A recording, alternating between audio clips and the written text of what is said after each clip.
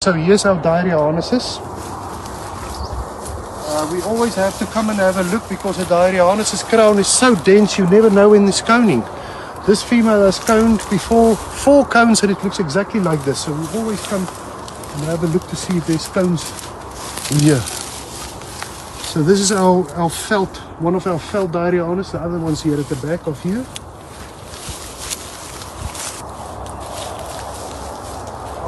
And this is another corner of the CVI in the veld. This is our Arenarius colony. We planted them all year. They've been here for 20 years now. Some of them nice and big plants. So this is our Arenarius mother stock.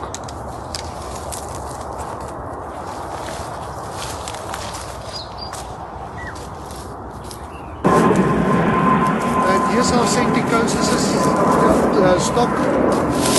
Here.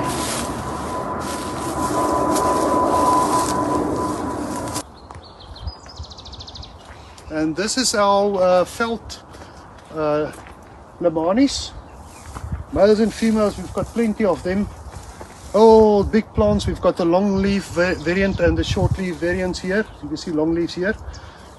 We planted them here. Some Van Balen, aloes, Dasylirions.